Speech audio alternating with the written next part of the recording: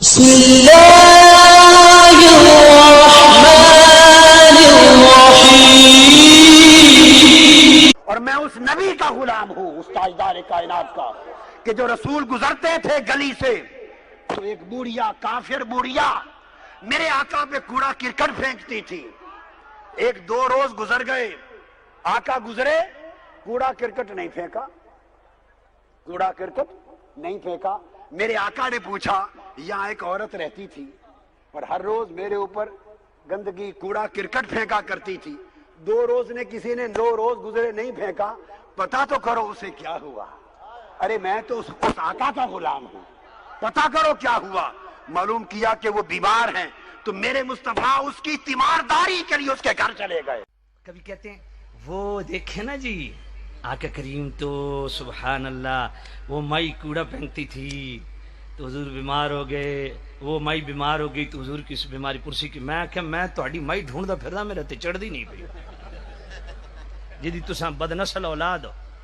وہ اج تک مائی میرے ہتھے نہیں لگی۔ میں نے کہا مجھے ایک بات بتاؤ،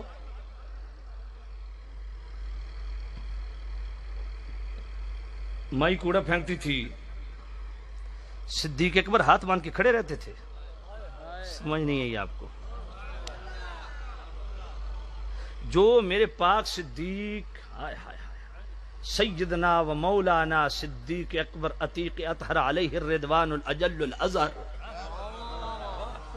وہ کھڑے رہتے تھے کہ کوڑا پھینک رہی ہے، بس پھینکنے دو پھر بات کرتے ہیں۔ حضرت عمر دیکھتے رہتے تھے، بھئی روزانہ کوڑا پھینکا جا رہا ہے، سمجھ نہیں آئی آپ کو؟ عثمان غنی دیکھتے، مولا مشکل کشا شیر خدا دیکھتے رہتے تھے، کیسی احمقوں والی بات کرتے۔ میں نے کہا سنو، جب میرے کریم نبی کی گستاخی کا معاملہ آئے گا تو پھر یہ مائی والی جھوٹی روایت نہیں پڑھی جائے گی، پھر بخاری شریف کی پہلی جلد صفحہ 276 کی صحیح روایت پڑھی جائے گی کہ کعب بن اشرف نے جب میرے نبی کی گستاخی کی تو میرے نبی نے فرمایا تم میں کون ہے جو اسے قتل کرے؟ یا رسول اللہ یا تحب ان اقتلا، محمد بن مسلمہ کھڑو گے، سونے جی پسند فرماؤ تو میں اس نو ٹھپاں، میں جا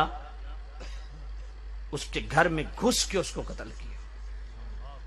ہے روایت کہ بڑھیا نے کچرا پھینکتی تھی نبی کریم پر، ایک دن نہیں پھینکا، سرکار نے پوچھا کیوں نہیں پھینکا، پتہ چلا بیمار ہے، عیادت کے لیے چلے گئے، وہ مسلمان ہو گئی۔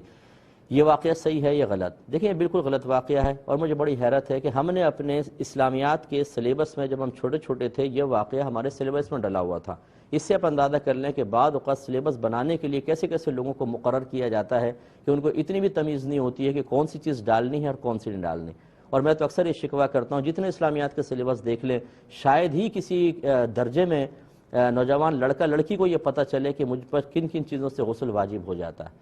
غسل کے مسائل اور نمازوں کے مسائل، نماز کس سے ٹوٹ جاتی ہے، فاسد ہوتی ہے۔ مجھے ایسا سلیبس نظر نہیں آیا۔ میں اسکول، کالج، یونیورسٹی کی بات کر رہا ہوں کہ جس میں مکمل طور پہ اس پہ کلام کیا گیا ہو، حالانکہ یہ ہماری بنیادی عبادات ہے، ہر رتب و یابس اس میں ضرور موجود ہے، لیکن جو حقیقتاً ایک بالغ لڑکا لڑکی کو چیز چاہیے ہوتی ہے وہ ہمارا اسلامیات کا سلیبس اس سے بالکل خالی ہے۔ وجہ اس کی یہ ہے کہ بنانے والے پی ایچ ڈی تو شاید ضرور ہوں گے، لیکن وہ حقیقتاً علم دین سے دور ہوتے ہیں۔